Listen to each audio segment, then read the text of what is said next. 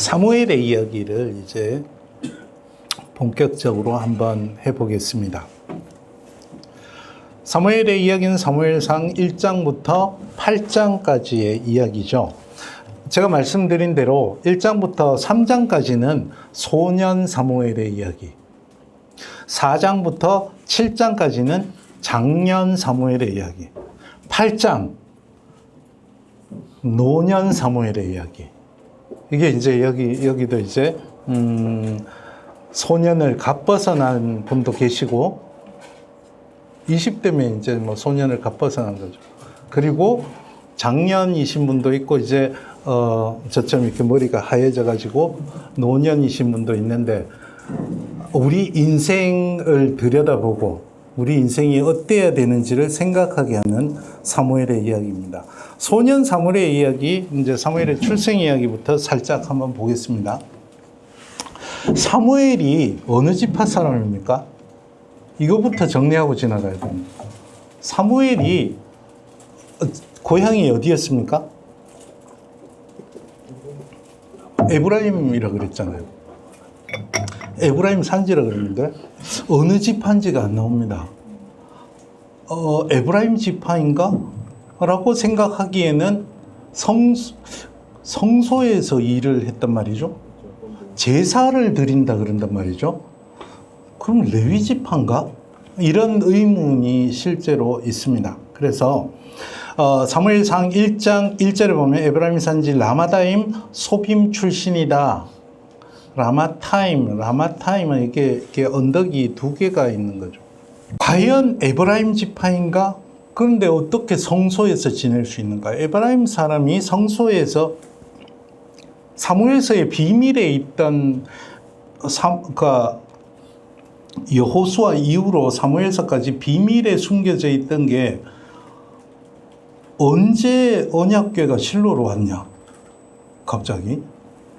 그게 뭐 어떤 경로를 통해서 왔겠죠. 그 이야기는 생략이 되어 있습니다. 어쨌든 언약궤가 있는 곳이 성소 아닙니까?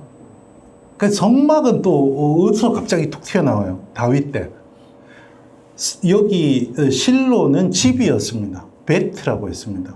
성막이라면 오헬이라고 써야 돼요. 천막. 근데 여기는 베트라고 했기 때문에 신전입니다. 그러니까 뭐가 많이 생략이 되어 있어서 우리가 이해하기 쉽진 않습니다. 근데 어쨌거나 언약궤가 있는 성소에서 지낼 수 있었다는 것은 레위 지파가 아닐까. 그래서 역대기가 얼른 이제 족보를 샀습니다. 레위 지파다 이렇게 역대기에서 소개를 해줍니다. 뭐 레위 지파였다는 자료를 습득했겠죠. 사무엘이 태어나는데 굉장히 힘들었죠. 그죠?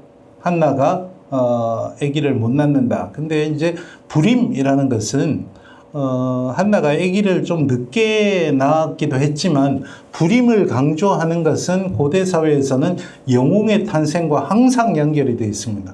누가 아기를 못 낳는다? 사실은요, 임신이 곧 안 되면 아기 못 낳는 거죠. 언제 임신할지 모르지만 원하는 때 임신 안 되면 불임인 거죠.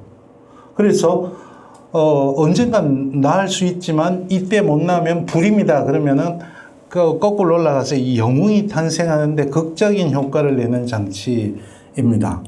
그래서 왜 그러냐면 고대 사회에는 전쟁도 쪽수죠. 그죠? 건축도 쪽수죠. 그 쪽수는 다 남자들입니다. 그래서 남자를 가능한 많이 보유하고 있는 나라가 강대국이죠. 남자를 많이 보유하려면 아들을 많이 낳아야 되는 거죠. 그래서 아들을 많이 낳는 여성이 권리가 센 것이 고대 사회의 관점이었습니다. 지금은 그렇지 않죠. 군사력과 노동력의 근간이 되기 때문에 여성의 기본권과 직결되는 겁니다. 저기도 보면 시편 113편에도 보면 하나님이 내려오셔서 기득권에서 제외된 사람들을 보는데 남성은 경제적인 측면을 이야기합니다. 여성은 아기 못 낳는 여자가 집안에 많은 아이의 어머니가 되게 해준다 그랬잖아요. 여성의 가장 중요한 기본권은 아들 낳는 데 있었기 때문에 이게 이제 불임의 모티브가 굉장히 중요한 모티브가 된다는 거죠. 극적 영웅 탄생에서도 창세기부터 시작해서 다 불임의 모티브들이 있었던 거죠. 이삭의 탄생부터 불임의 모티브가 나오잖아요. 그래서. 자, 유년기의 사무엘이 등장하는 게 3장 1절인데 여러분 3장 1절 보시면 요 번역어를 좀 눈여겨 보시면 좋겠습니다. 그러나 그때는 하나님의 말씀에 내리는 일이 드물고라고 번역을 했습니다. 제가 이게 히브리어가 야카르라는 히브리어를 썼는데 잘 봐야 됩니다. 여기에 당시 종교의 타락이 숨어 있습니다. 야카르의 기본적인 뜻은 비싸다는 뜻입니다. 하나님의 말씀이 내리는 일이 비쌌다. 이게 무슨 의미입니까? 신탁을 받는 데는 돈이 든다는 이야기죠. 그렇게 해석할 여지가 충분합니다.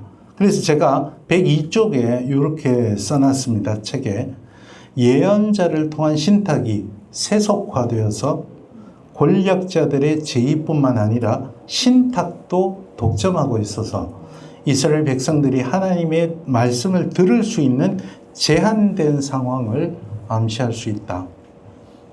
일부 기득권층들만 누리는 것이 하나님의 말씀이 되었고, 이게 중세교회도 마찬가지였죠. 그러니까 종교개혁자들이 성경을 번역했던 이유가 성경은 사제들의 전유물이다. 사제들의 전유물 저는 아니라고 봅니다. 사제들도 지가 무슨 말 하는지 못 알아먹었을, 지 입에서 나오는 말이 무슨 말인지 몰랐을 가능성이 큽니다. 왜냐하면 오늘날 제가 신학교에서 학생들을 가르쳐 보니까 알겠어요. 히브리어, 헬라어 다 배우잖아요. 그런데 기말고사 끝나면 다 까먹잖아요. 유럽에 있었던 사제들이 라틴어를 배운다고 해서 그걸 잘 알았겠냐? 저는 아니라고 봅니다. 어쨌든 일부 계층을 위한 신탁의 독점화가 되어 있었던 이런 타락 시대를 생각할 수 있지 않을까. 그리고 자기 잠자리에 누워있는 눈이 어두운 엘리. 하나님의 말씀, 예언자는 눈을 부릅뜨는 사람이어야 됩니다. 눈을 부릅뜨고 하나님의 주신 이상을 볼 줄 알아야 되고, 눈을 부릅뜨고 세상을 볼 줄 알아야 되는데 눈이 어둡다.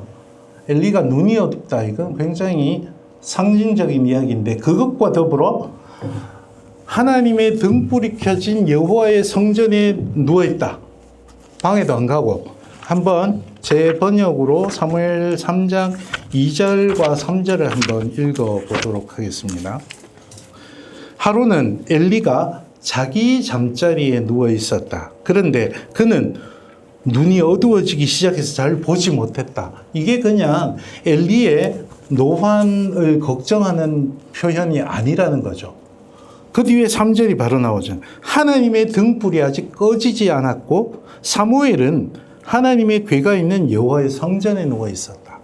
어린 사무엘은 저물어가는 사사시대의 마지막 퇴물, 엘리와 달리 하나님의 말씀 가까이 있었다라는 모습을 보여주는 거죠.